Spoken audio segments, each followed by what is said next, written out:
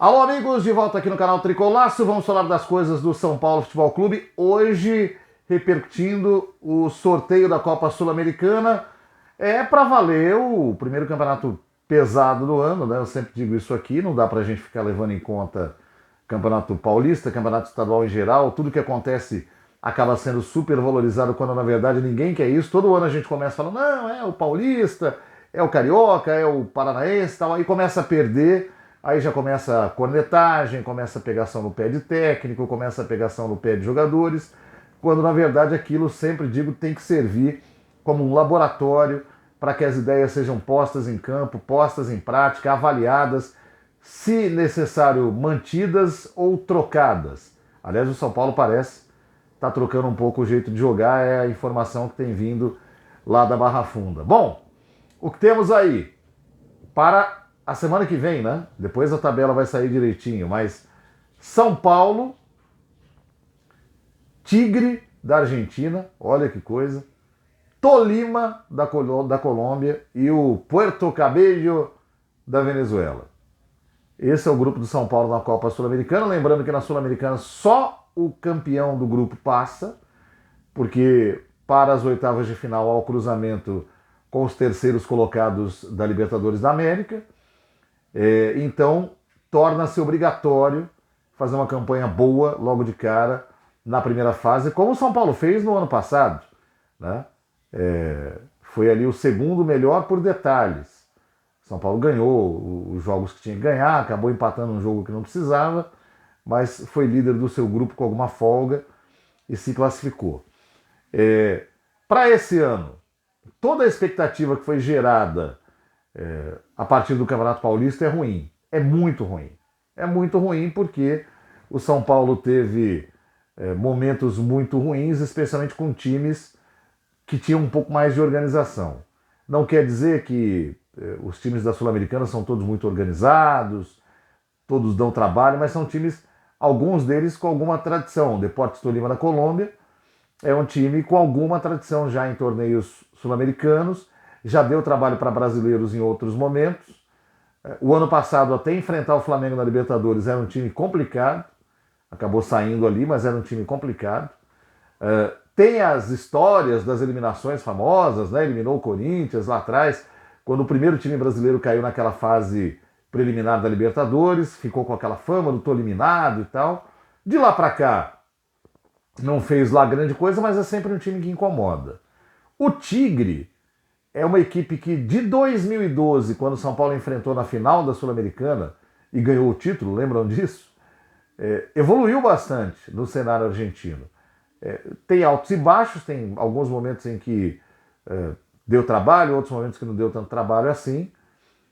Fez um campeonato argentino apenas razoável no ano passado, mas serviu para estar na Copa Sul-Americana esse ano. E aí vem a pergunta, né? Será que a maldição acaba, não? Dizem que a maldição do São Paulo é não ter completado o jogo contra o Tigre na final da Sul-Americana de 2012, quando foi campeão. Que seria um meio título, meia taça, e eu discordo completamente disso, porque o São Paulo não tinha nada a ver com a confusão, né? O São Paulo foi provocado dentro de casa, houve aquela confusão no vestiário, e aí sim, se misturou todo mundo, o pessoal do Tigre com o pessoal do São Paulo, acusação para lá, acusação para cá. O jogo foi dado por encerrado, o São Paulo ganhou o título depois da virada do primeiro tempo. Último título internacional do São Paulo, último título com algum peso que o São Paulo ganhou na vida. Lá se vão 11 anos, e aí surgiu a brincadeira. Bom, se o São Paulo quiser acabar com a maldição, ele tem que enfrentar o Tigre de novo num jogo completo e vencer. Há quem diga que a maldição só seria quebrada se fosse na final, de novo. Só que quis o destino das bolinhas que São Paulo e Tigre se enfrentassem na primeira fase. Então, que seja na primeira fase, né? Tentando vencer lá no Tigre, né? Que fica ali na Grande Buenos Aires, e vencendo no Morumbi, num jogo de 90 minutos. Tenho certeza que vai acabar voltando a polêmica, inclusive por parte dos argentinos. Vamos ver no que vai dar. O Tolima, já falei da tradição, e o Puerto Cabello é aquele time que está lá para fazer número. É o time que todo mundo vai tentar encaçapar para garantir 3 pontos, para depois brigar pela ponta em outras condições. Bom, o que eu acho?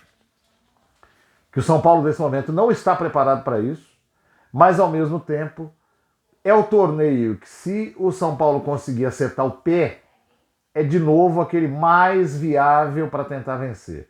Porque acho que o brasileiro vai ser muito difícil, apesar de que vários times citados como candidatos a boa campanha no brasileiro também estão enfrentando problemas nos estaduais, caso do Internacional ontem, aquela coisa lamentável. O próprio Grêmio, que classificou para a final, só foi nos pênaltis, depois de muita dureza. Botafogo, que falou tanto da SAF, mas tá aí, penou para ir para a final da Taça Rio, vai pegar o Audax, não se sabe se favorito ao título. O Bahia, naquela situação de que não sabe nem se tem condição de ganhar.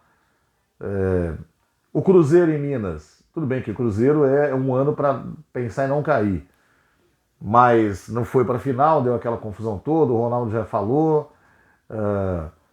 E você tem aí outros times da Série A do Brasileirão. O próprio Atlético Paranaense, que vai disputar a final do Paranaense, está num momento que não é tão bom quanto o do ano passado. E esses times vão todos se reunir no Campeonato Brasileiro. Não sei se será a coisa mais difícil do mundo, mas, num primeiro momento, é bastante difícil. E a Copa do Brasil nem se fala, né? A Copa do Brasil, que deveria, em teoria, ser mais simples, ela se torna mais difícil porque ela concentra os grandes times a partir das oitavas de final, e aí é uma ida e volta, e você tem que ter força mental além da camisa e qualidade técnica para poder vencer seus adversários. O ano passado o São Paulo até teve, foi meio que tropeçando, mas foi passando, mas não passou do Flamengo na semifinal, como de fato não passaria.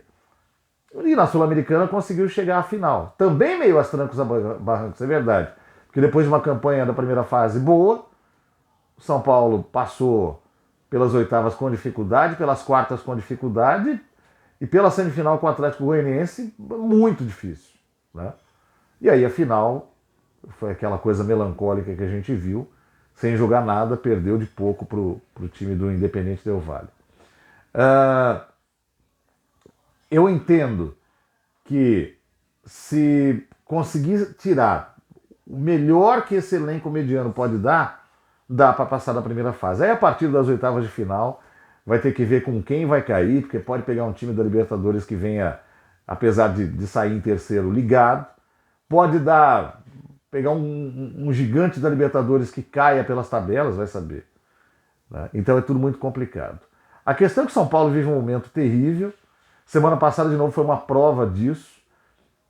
E finalizou com chave de ouro hoje num jogo treino que ninguém sabia se tinha ganhado, se tinha perdido, quem jogou, quem não jogou.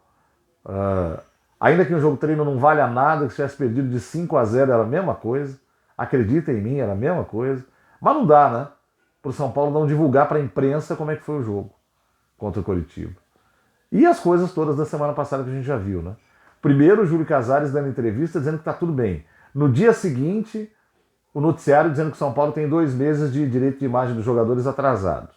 Correndo para fazer empréstimo, para não vencer o terceiro mês, para não ensejar uma rescisão, né? De alguns jogadores. Depois, no dia seguinte, o noticiário dizendo que o São Paulo está sendo acionado pelo Deportivo Maldonado porque não pagou uma das parcelas do Caleri. Aí o São Paulo explicou que houve mudança de valores, isso não foi ajustado com o time lá da família Figueiredo. É uma vergonha, né? É uma vergonha. O São Paulo é dirigido de maneira amadora por dirigentes que até agora não conseguiram cumprir uma linha do que falam que vão fazer. É um negócio impressionante. É um negócio impressionante. Enquanto a torcida, parte dela, pega no pé do Rogério Ceni, esses caras continuam fazendo um monte de merda. No caso específico do Rogério, é pacote, porque com o comprometimento que ele tem com o clube, quem é que teria o mesmo comprometimento? Com um clube que não vai pagar, que não vai trazer reforços para o elenco. Aí, quando traz para uma posição que já está cheio, que é o Rai Ramos, é lateral direito. São Paulo tem 218 laterais, ok.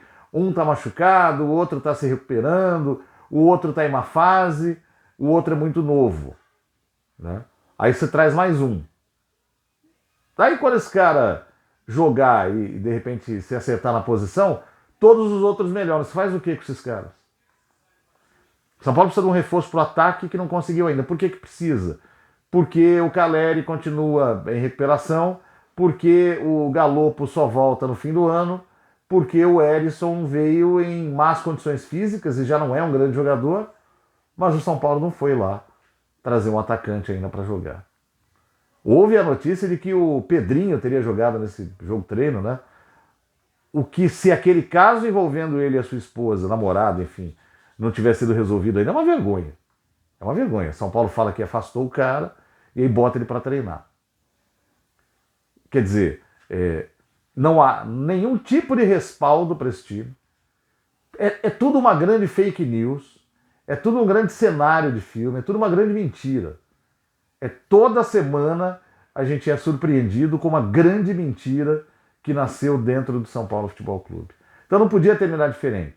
Com um jogo treino que tem uma orientação para não dizer para a imprensa como foi, para não dizer para a imprensa se o São Paulo ganhou ou perdeu, aí ficou um tendo que contar para o outro, para dizer que o São Paulo ganhou de 2-1 um tempo, e depois perdeu de 2-1 um tempo, e ganhou de 3-1 outro, que o 2-1 perdido foi com o time titular e que o 3-1 vencido foi com o time reserva, mas ninguém sabe ao certo.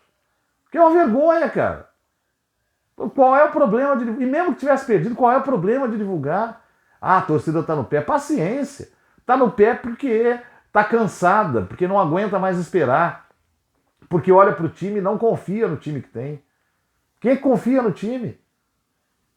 Eu já disse aqui, quando... E o São Paulo não tem o time, né? Porque o São Paulo não tem jogador para fazer o time. E os jogadores que o São Paulo precisava trazer, que a Independente cobrou outro dia ali, não vieram. Veio o lateral direito, mas é uma conversa aqui, outra ali.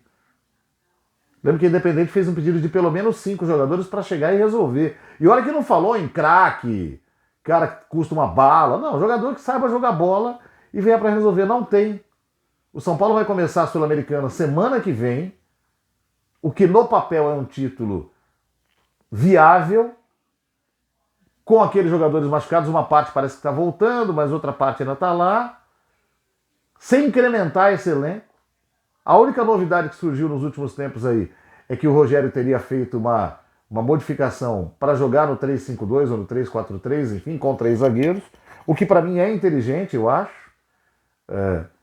Por causa da disponibilidade de peças, tem gente falando que não, que ele levou uma prensa, que ninguém quer o 4-2-4, não é isso. Não é isso. Isso aí é iniciativa da comissão técnica, certamente, porque o São Paulo não tem jogadores suficientes para montar um esquema de jogo que tenha 4 jogadores de ataque. Então vai jogar com 3 zagueiros, tá certo. Se jogar com 4 no meio e 3 na frente, para mim melhor ainda. Eu gosto mais. Eu acho que o time agride mais. Se for o 3-5-2, pelo menos você tem, em tese, meio campo mais povoado. São Paulo perde muito meio campo. Se ele tiver um meio campo numericamente grande, ele pode fazer frente a times que têm meios campos bem montados. O problema é que aí no ataque está faltando peça e o São Paulo tem tido muita dificuldade de criar para chegar. Não é nem tanto fazer, o problema é criar para chegar. Tanto é que o São Paulo fazer em si nem é tanto problema. O São Paulo foi o melhor ataque do Campeonato Paulista na primeira fase, mas a gente sabe contra quem, né? O problema é de criação. E a criação passa pela necessidade de você ter jogadores com qualidade para poder armar. Não necessariamente o meia-10, as pessoas falam muito do 10, o 10, isso não existe mais no futebol. Tem raríssimos jogadores que fazem esse papel. O futebol hoje é armado pelos lados ou é armado por volantes que constroem ou por laterais que constroem. Isso é o futebol no mundo. Não tem o 10 pensador, para, olha, lança. Pouquíssimos times têm. Tá?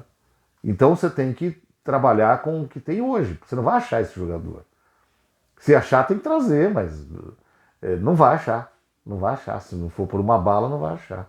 Fora que esse jogador, hoje em dia, para a dinâmica do jogo de hoje, dependendo de como joga, é contestável. Porque normalmente é o jogador que vai parar mais o jogo e tal. Você precisa de velocidade. Então a armação se dá pelos lados, com gente que do lado ajuda a construir. É o caso do próprio Rato no São Paulo. mas precisa de mais gente assim. E de jogadores de meio que fazem papel, que fazem a função de volante, mas que saibam construir também. Tá? E aí você vai ter o ataque sendo municiado por esses jogadores. Em tese, tudo no papel é uma solução melhor do que tentar um 4-2-4 ou 4-3-3 sem peças para fazer. A ideia em si eu gosto, mas hoje não tem peça para fazer. Então vamos lá. Tem uma semana para o São Paulo treinar um time, para o Rogério Ceni armar um time para enfrentar o Tigre, o Tolima, o Cabello, já para tentar tirar da frente uma responsabilidade e somar pontos aí para tentar a classificação, senão o ano não começa. Beleza, gente? Valeu, vambora e que essa diretoria crie um pouco mais de juízo, pare de mentir um pouco e fale um pouco mais da verdade, pelo menos isso, para tirar um pouco dessa nuvem que está na cabeça do São Paulino. Valeu, grande abraço para todo mundo, até a próxima!